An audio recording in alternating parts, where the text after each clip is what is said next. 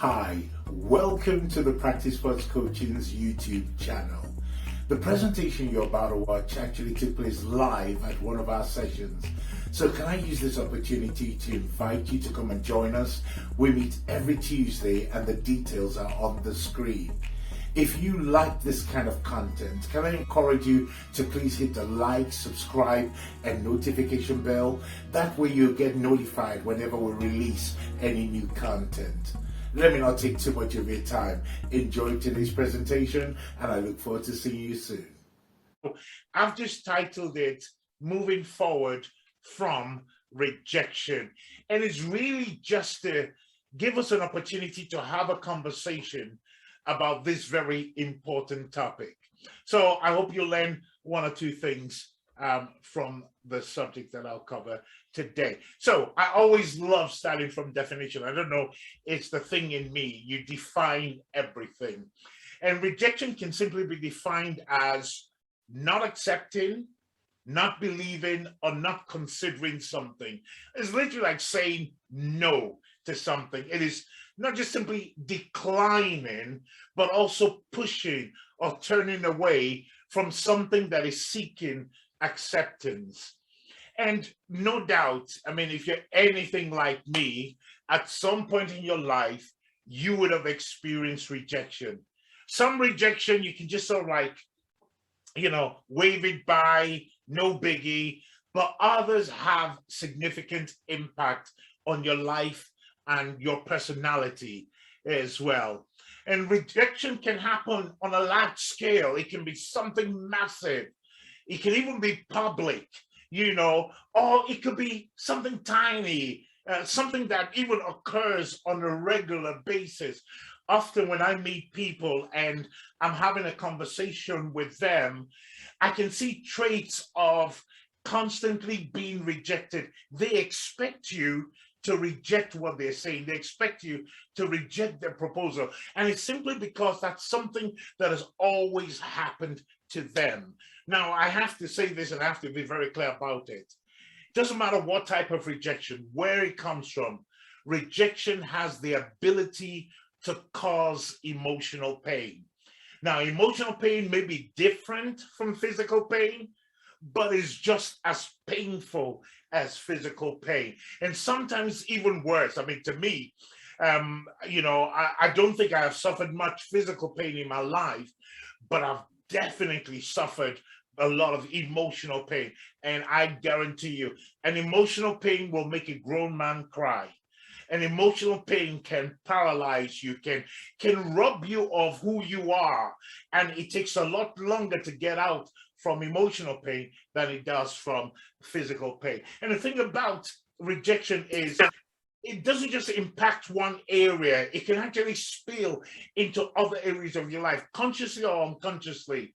You can take it from one area, but it actually influences or impacts other areas of your life. Like I said, this subject is typically dealt with by therapists and counselors, but it doesn't mean that we as coaches will not come across people or even ourselves who have been rejected. And the key thing is we don't want to dwell on, what has happened. We want to focus on, okay, so this is where we are. But I thought it would be important to understand the kind of impact rejection has. But before I go into the impact of rejection, I kind of want to just touch on 4 types of rejection. And I didn't get this from any psychology book, so my terminology might not be fantastic, but just bear with me as I go through this. So I've got 4 types of rejection, and the first type of rejection is the one that says no, but with a smile. It's almost like you're going to apply for a job and they tell you, don't call us, we'll call you, or we'll get back to you soon, but they're saying no. It's almost like you seeking something, but you get no, and you just go, oh, but try next time, better luck next time. And that's like a rejection, but it comes with a smile. It's a no, but that doesn't mean that you don't feel disappointed because they gave you a smile alongside it. I think the smile is just to soothe the pain. I like the one, don't call me, we'll call you. It's almost like, it's literally a no, but I don't want to tell you it's a no, but just wait till we'll call you, but we're never going to call you kind of thing. So the second type is the feeling of not being good enough. That kind of rejection is almost like you do something and you want some feedback, but you're not getting any feedback. But every time you try it, all you keep getting is it's not good enough. You're not pretty enough. You're not strong enough. You're not intelligent enough. But you have no idea what is required to change so that you can position yourself in a much better way. And that type of rejection is what I'm referring to as simply not good enough. Another type of rejection is not being able to verbalize your viewpoint, constantly being ignored. Oh, I've experienced this. I have been, many years ago, I remember going in a meeting and everybody, I think we were all trying to brainstorm an issue. And I came up with an idea. And I don't know whether it was because it was just me. My idea was totally ignored. But the funny thing about it, somebody else came up with exactly the same idea and everybody thought it was amazing. And I thought, that makes no sense. I thought about that. I said that, but you ignored it. That's another form of rejection, not being listened to, not being able to speak out, not being able to have an opinion. And I tell you something, it's horrible to be in a place where you're supposed to be an equal, but you are simply being ignored. And finally, the fourth one is uncaring. The fourth type of rejection is simply being uncaring. Those of you who've been in a relationship, there's nothing more painful than desperately wanting love and your partner doesn't give it to you. And all you want is a hug, is affection, is for somebody to tell you that it's going to be better and they just walk away from you. My goodness, it breaks your heart. It actually hurts. So those are 4 types of rejections I want you to just have at the back of your mind as I conclude this presentation. So let's look at some of the impacts of rejection. Number 1 is low self-esteem. Now, you guys will know it, that when you're coaching somebody that is struggling with low self-esteem, you can tell that at some point in their life, they've experienced rejection. Somebody with low self-esteem, low self-worth, low self-perception, they feel they're not worthy to be where they are. And sometimes it can be as a result of people telling them you're not good enough or you're not able enough. You need to be quiet. You're not qualified to be where you are. And that has an impact on their self-esteem. Rejection impacts your mood. If you were full of life, full of a buzz, and suddenly you get rejected, it steals away the joy. It steals away that feeling of love and satisfaction, and suddenly just brings you into a place of rejection, which steals, your happiness and your mood.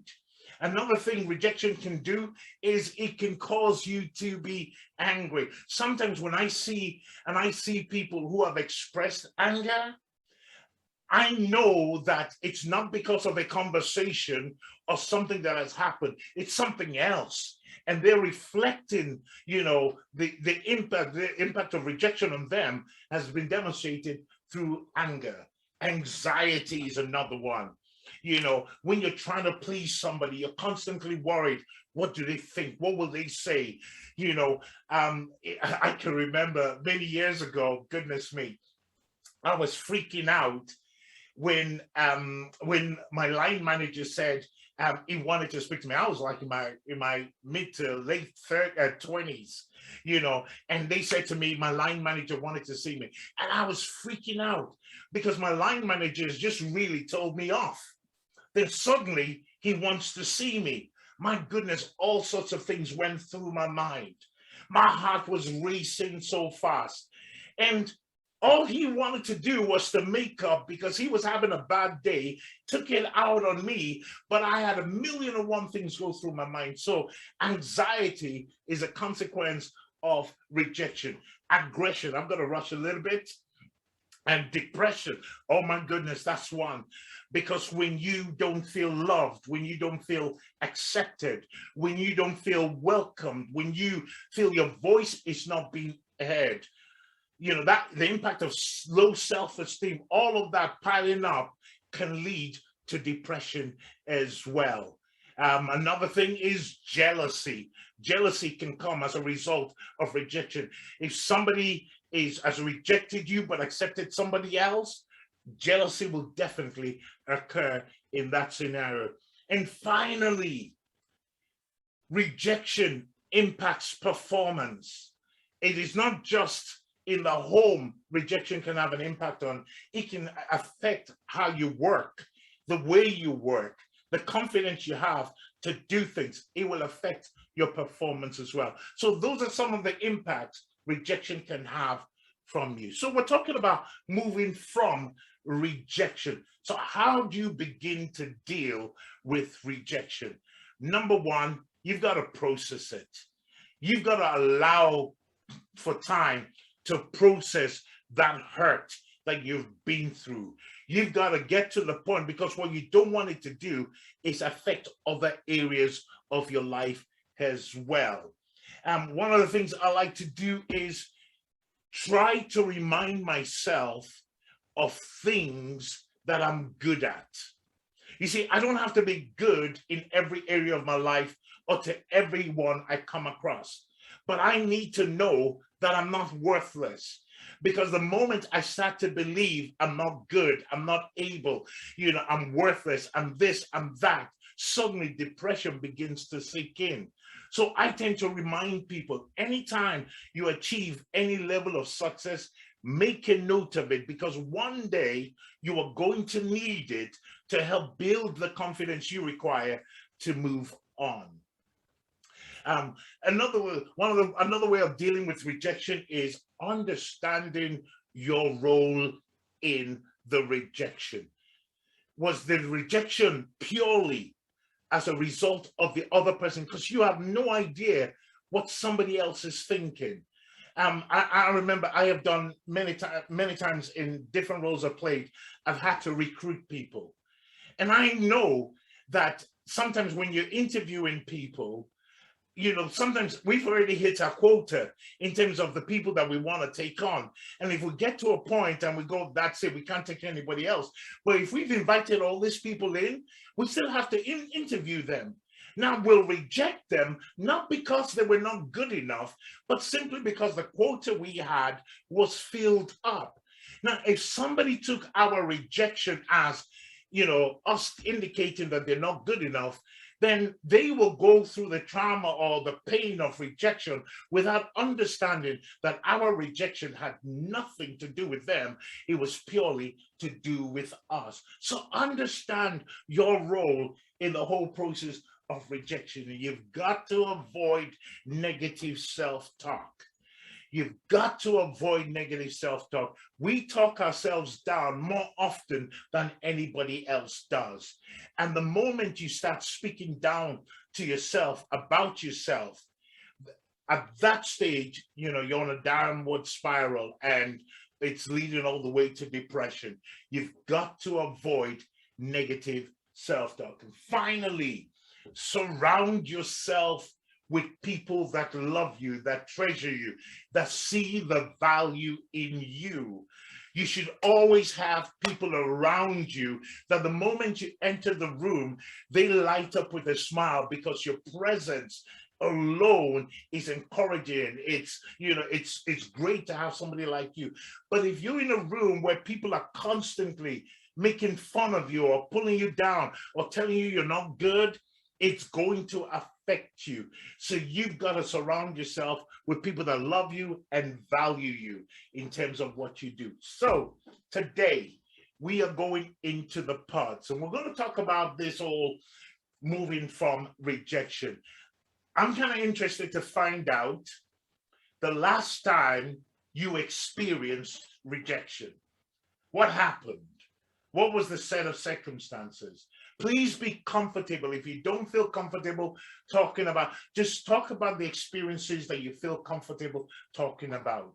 Secondly, what kind of impact did that rejection have on your relationship or on you as an individual? So tell us the experience. What impact did it have? And thirdly, are there any lasting effects of rejection? If so, what steps can you begin to take to come through it? So those three key areas, and I'm going to post this in the chats in a second so that you can have it to go through your practice pod session.